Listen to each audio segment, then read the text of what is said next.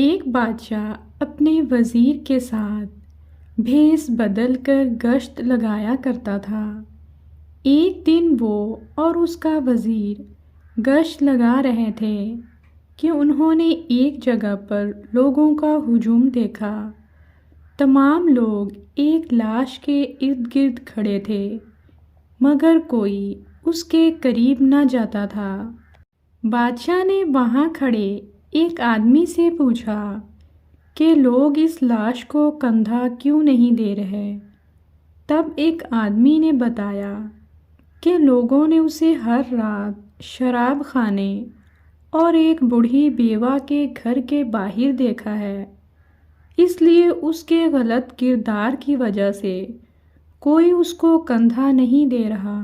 بادشاہ نے اس آدمی سے پوچھا کہ اس کا گھر کہاں ہے؟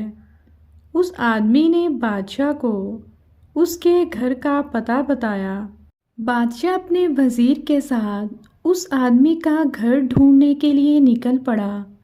آخر کار بادشاہ اس کا گھر کھوجتے کھوجتے اس کے گھر پہنچ گیا۔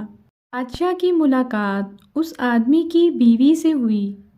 بادشاہ نے اسے بتایا کہ میں ابھی تمہارے شوہر کی لاش دیکھ کر آ رہا ہوں، تم ہمارے ساتھ چلو۔ یہ سن کر وہ عورت رونے لگی۔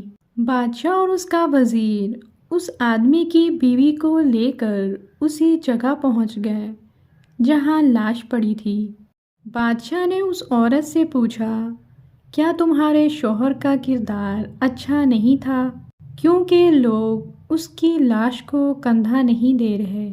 اس آدمی کی بیوی روتے ہوئے بولی، بھائی صاحب، قسم اس خدا کی جس کے قبضے میں میری، آپ کی اور پوری کائنات کی جان ہے، میرا شوہر ایک نیک آدمی اور اللہ کا ولی تھا۔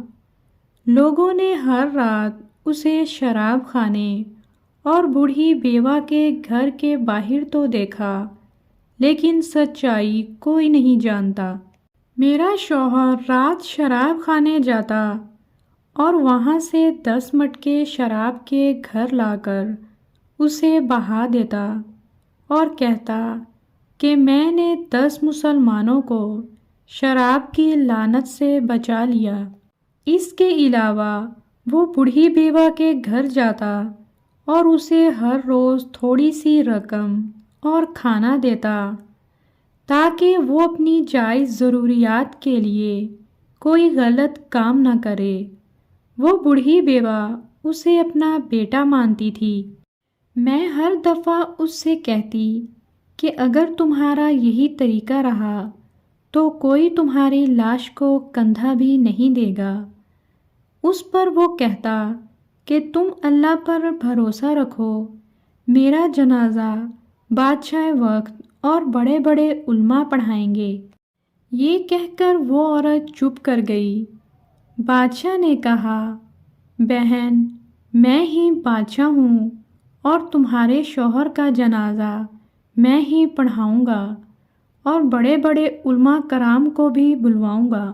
اس بات پر وہ عورت بہت خوش ہو گئی کہ اس کے شوہر نے جو کہا تھا وہ آخر سچ ہو گیا، اور اس کے شوہر کی سچائی سب کے سامنے آ گئی۔